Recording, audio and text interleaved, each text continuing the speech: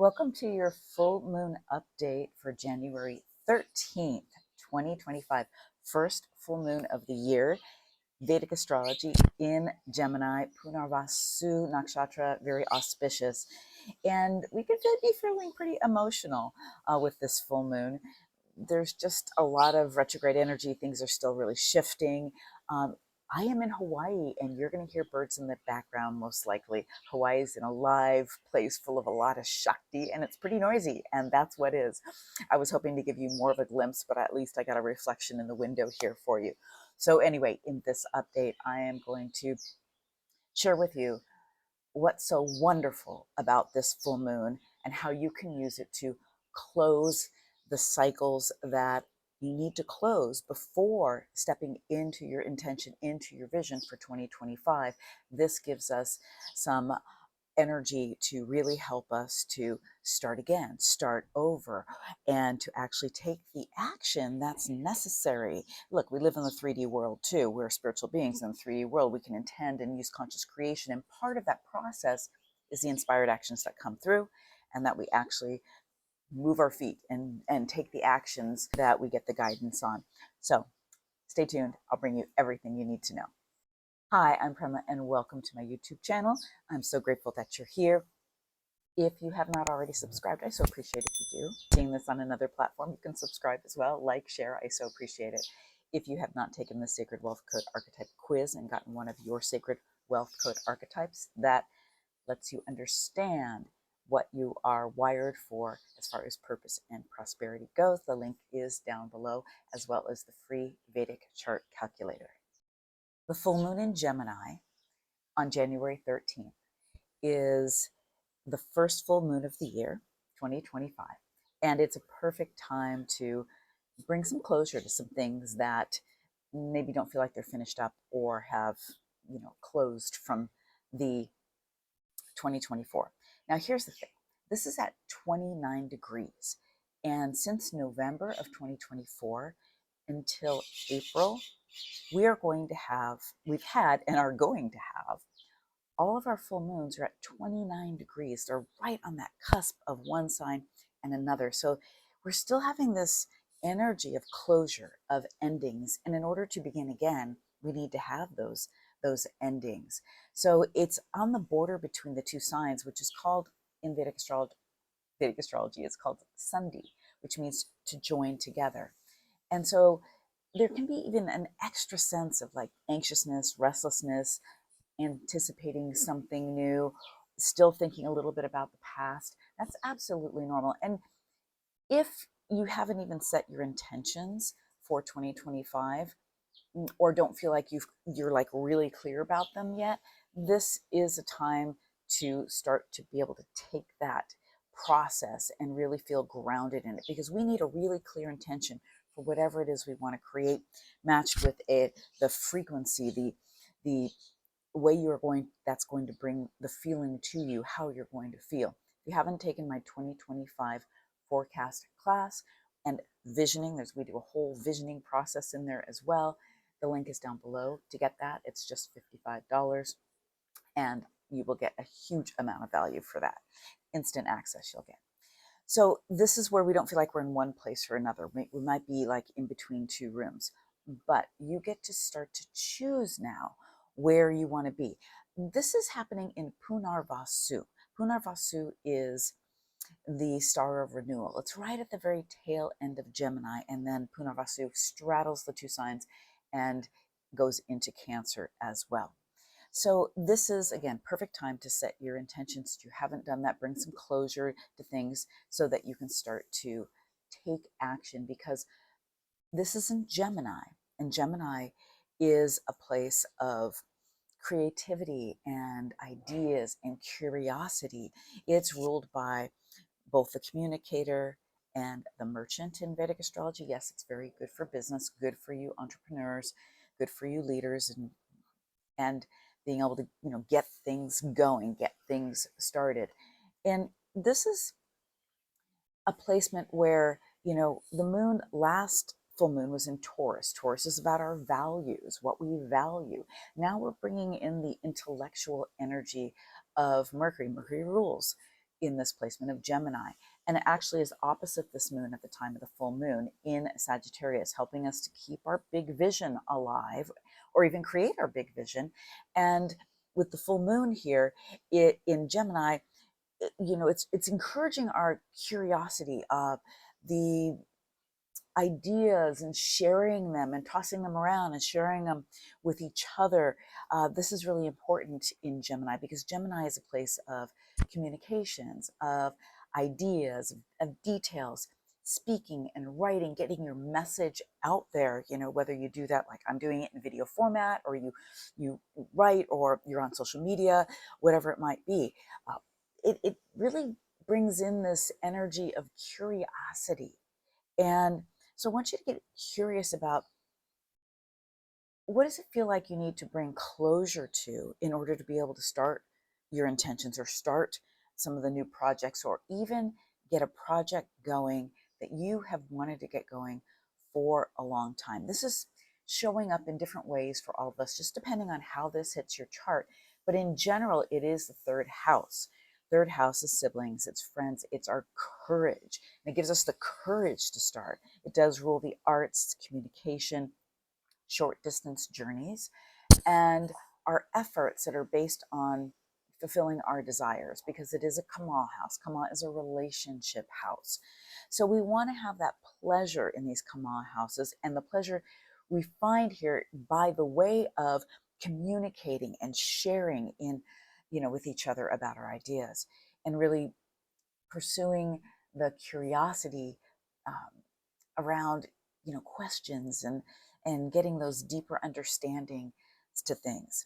Now, this is a great aspect, as I said, for business, for entrepreneurs, those of you in your companies, your CEOs, your leadership, in order to, again, launch something. If you want to launch something, like, this is the time to get the plan around it, or something that maybe you launched before. Maybe you had a program, maybe you had a course, and you tried to launch it before and it just didn't go as well.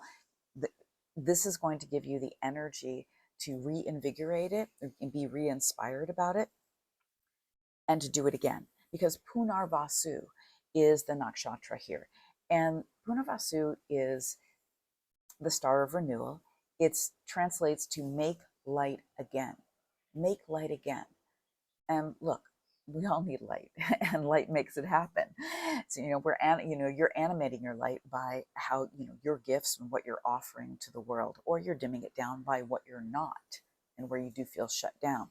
It's a very powerful placement. It helps to restore our faith. It brings in blessings. Jupiter actually rules this nakshatra. So we can also find great spiritual wisdom. So you really want to open up to those ideas that can drop in during this full moon. Let's remember, a full moon is when we've got the light of the sun reflected off the moon. The moon in Vedic astrology represents our consciousness, how we perceive. The sun is the soul. And in that illumination, there's more that we can see that maybe we couldn't see before. That's also why I hold the full moon healing circles, the healing activation circles that I hold once a month on the full moon. And this one will be so much about releasing those blocks, healing those places and releasing those blocks that keep you in that place of like, okay, I'm intending to do that this year, but you don't quite do it. And motivation isn't going to get you there. Inspiration won't even get you there. You have to be able to take the inspired action. You have to trust yourself enough so that those messages that come from your soul that say, okay, do this, call so-and-so, okay, create that program, okay, step out with your gifts in this way, just go out and share and give this to someone, but you don't do it yet. You've got so many great ideas to bring your purpose into the manifestation of the kind of wealth that really rings true for you. And in this healing circle, we're going to clear those blocks. We're going to activate the part of you that takes inspired action, so that we collapse the time. We close that gap between when we get the hit, okay, it's time for me to do that, and not doing it. So the link down below for the full moon healing circle, join me. I do them every month. There's also a subscription, or you can jump into my membership, the Sacred Wealth Collective, and have 3 live experiences with me every month, including the new moon and a new moon reading and a Q&A, and I do personal readings for the people in the membership. You can check out the link below. Super wonderful program. I love, love, love the membership. All right, so this is good for making life changes, okay?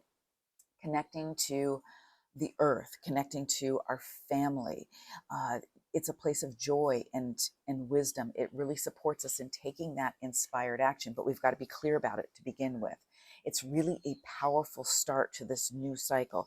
We've got this full moon, the queen, the great nurturer, again, opposite the leader, the sun, and bringing this illumination. So it's a time for you to get clear on your 2025 vision for yourself.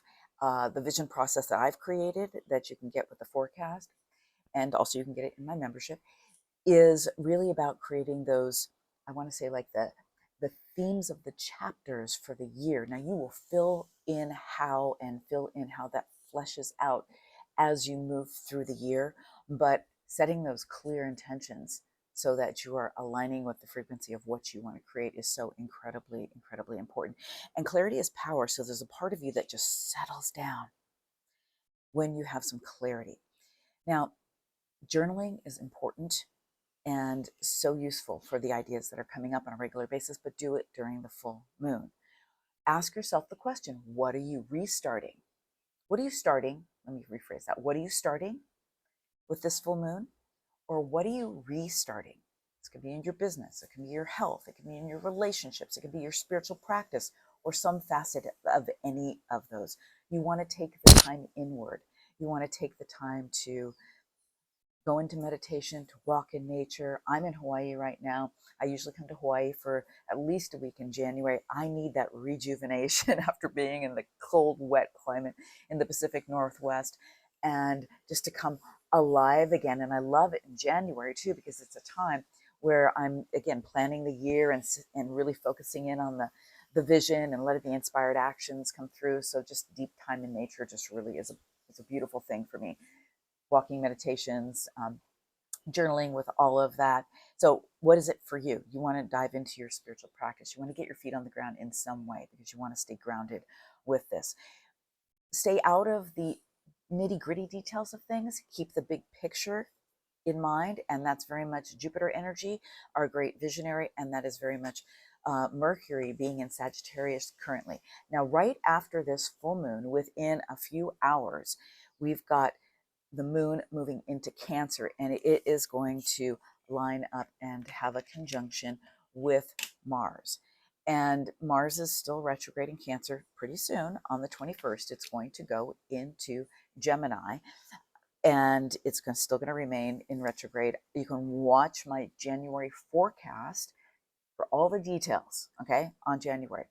But we just want to watch out right after the full moon, just a few hours, if you feel that uh, just emotional frustration, just a heightening in your emotional frustration, or more vulnerable around that. That's that aspect. So what I want to invite you to do, it's a time to remember. Again, if you're remembering your vision, you're remembering what you are devoted to. And Cancer is a sign of deep devotion. And that is accessed through our hearts. So if you're feeling more vulnerable, just more self-care. Just be really gentle with yourself and others through this full moon and the hours after the full moon as well. I am so grateful that you're here. I want to hear what's going on for you in 2025. What's your intentions? What are you bringing forward? I'm bringing forward lots of wonderful things for you, and I'm really excited about that, including retreats this year. And I know I've been talking about retreats for a while, but I've had K2 on my ascendant, and this was very much of a retreat year for myself, and a lot has come through with that. I've rebranded, I've created a new membership, I've revamped most of my programs. I'm working with very limited private clients, but in a very high level way, working the energetics and how we're manifesting out in the world through our purpose. So anyway, this has been, we have to move with the energy, and I pay attention to that too. I'm not, I know what the energy is, but it's working on me and I'm working on it. I want to invite you to set your intentions on this full moon. Come and join me in the Full Moon Healing Circle, in the membership. If you're wanting a reading, links are down below. If you thinking like private mentorship, I only take a handful of private clients every year, and there's an application on my site, or just reach out to me and I'm happy to share with you if the process and how we find out if we're a good match. So much love to you, and happy new year, and I look forward to an amazing year with us together.